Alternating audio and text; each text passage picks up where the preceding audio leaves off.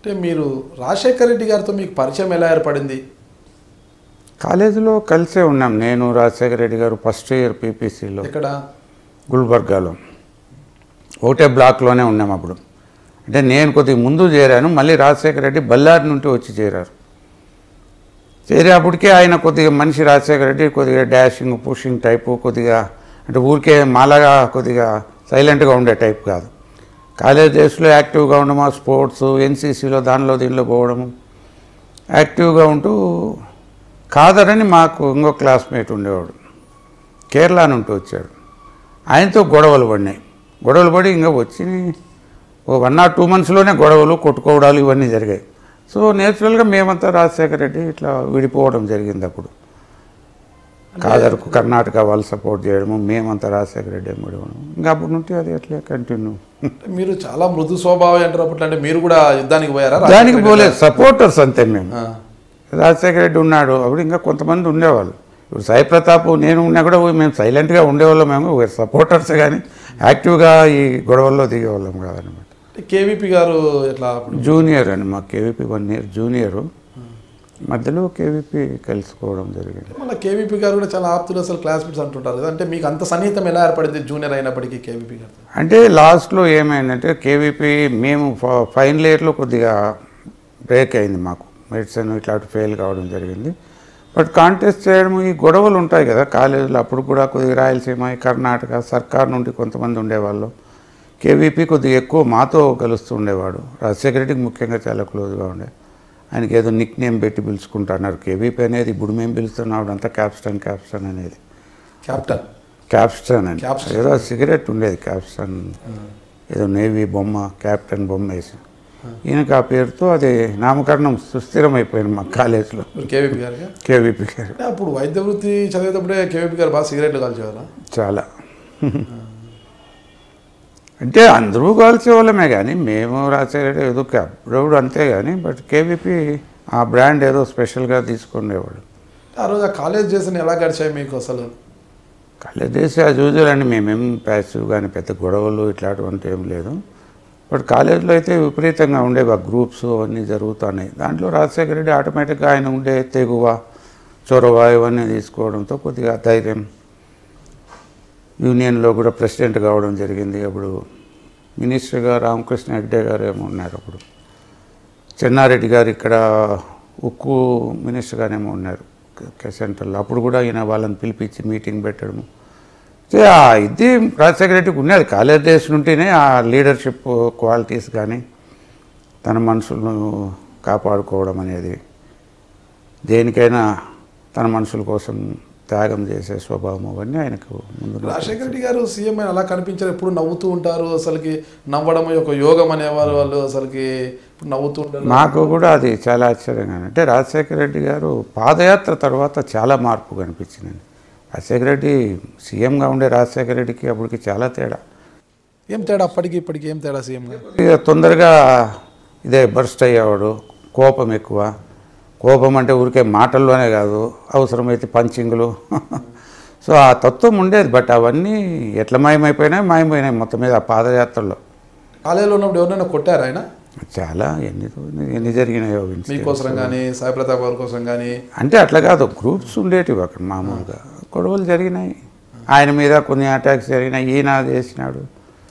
But అయితే ఒక stage వరకే తీసిపోయాడు. ఎవరైనా చెప్తే కొంచెం సర్దుబాటు చేసే గుణం రాజశేఖర రెడ్డికి ఉంది.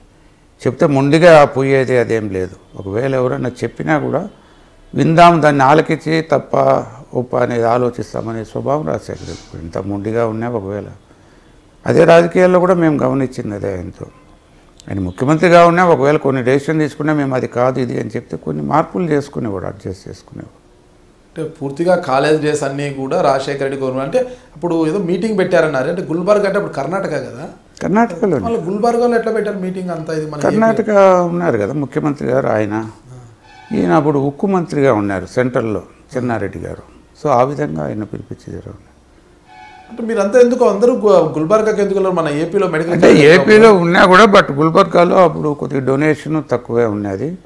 బట్ ఇప్పుడు కూడా కొంతమంది వెళ్తూ ఉంటారు కొన్ని కాలేజెస్. ఇది మితమని కారణం చెప్పలేము. అప్పుడు అందరూ కూడా గుల్బర్గాకు మాకు అవకాశం ఉన్నది. సో అందరూ అప్పుడు పోయి జాయిన్ కావడం జరిగింది. చాలామంది ఆంధ్ర వల్లే ఉండేవాళ్ళు, దాంట్లో రాయలసీమ వాళ్ళు, సర్కార్ జిల్లాల నుండి వచ్చిన వాళ్ళు. ఇప్పుడు ఈ ప్రాంతంలో అంటే కొద్దిగా నోటెడ్గా మదన్ మోహన్ రెడ్డి అని రాజంపేట ఎక్స్ఎమ్మెల్యే గారు ఉన్నారు, ఆయన వచ్చారు. సాయి ప్రతాప్ వచ్చారు.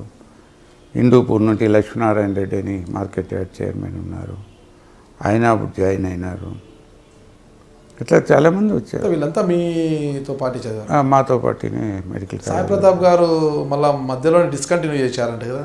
మధ్యలో కొద్దిగా ఆయన ఏదో డిస్కంటిన్యూ చేయడం జరిగింది. మాకు కొద్దిగా 1 year వెనకబడిపోవడం జరిగింది.